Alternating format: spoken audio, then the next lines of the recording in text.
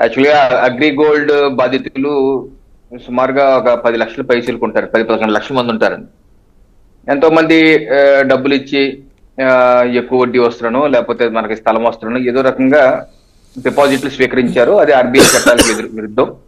ఆ స్కామ్ దగ్గరగా 5,000 కోట్లు 6,000 కోట్లు బర్స్ట్ అయింది 2014-15 టైంలో. ఆ టైంలో మొత్తం వాళ్ళకున్న అగ్రిగోల్డ్ ఉన్నటువంటి వివిధ ఆస్తులు కూడా అటాచ్మెంట్ కి వెళ్ళిపోయి హైకోర్టులో విచారణ జరుగుతుంది. ఆ విచారణ తరుణంలో 2019 ముందు వైసీపీ పార్టీ ఏమని ఆరోపణ చేశారంటే, చంద్రబాబు నాయుడు గారి ప్రభుత్వం, ప్రధానంగా లోకేష్ గారు అగ్రిగోల్డ్ భూములను నొక్కేశారు.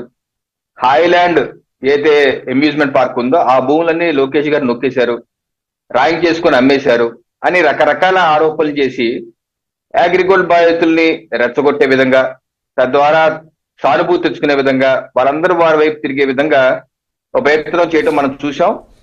సక్సెస్ అయ్యారు. 2019లో వాళ్ళు అధికారంలోకి వచ్చారు. సో వైసీపీ పార్టీ అధికారంలోకి వచ్చాక ఎప్పుడన్నా ఆ డాక్యుమెంట్స్ ఏమైనా బయట పెడతారా? లోకేష్ గారి పేరు మీద మార్చినటువంటి భూములు, హైలాండ్ భూములు కానీ, ఆయన అమ్మేసిన భూములు కానీ, ఇటువంటి ఏమైనా బయట పెడతారా, ఆయన విచారణ చేస్తారని అదేమీ చేయలేదు.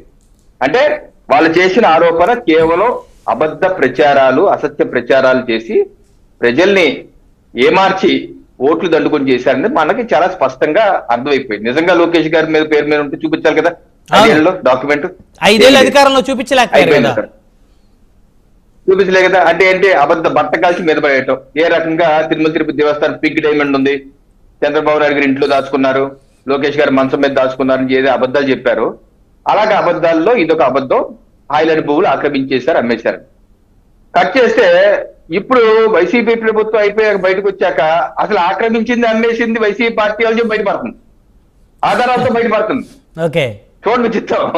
ఏ రకంగా వాళ్ళు అగ్రిగోల్డ్ బాధితులు న్యాయం చేస్తాం బల్లగుద్ది చెప్పి జగన్మోహన్ రెడ్డి గారు 5 ఏళ్లలో చేసి న్యాయం కూడా ఏమి లేదు. అవును, పోనీ వాళ్ళకన్నా మొత్తం డబ్బులు ఇచ్చారని, అది ఏదో కొంచెం కొంత ఇచ్చారు, మిగతా పెద్ద పట్టించుకుంది లేదు. అటాచ్మెంట్ లో ఉన్న భూములు విడిపించి అమ్మేసి రాష్ట్ర ప్రభుత్వం నేను న్యాయం చేస్తాను, నాకు అధికారం ఇవ్వండి అన్న వ్యక్తి అమ్మింది లేదు, ఇచ్చింది లేదు, చేసింది లేదు. పైగా వాళ్ళు మింగేసే ప్రయత్నం. ఇది శవాల మీద పేలాలను ఏరుకునే రకం. అసలే మూలిగే నక్క మీద తాటికాయ పడ్డట్టు అసలే మూలుగుతున్నారు అగ్రిగోల్డ్ బాధితులు. వాళ్ళు న్యాయం చేయకపోయినా వాళ్ళ మీద తాటికాయ. ఇది ఎంత దారుణం అండి ఈరోజు.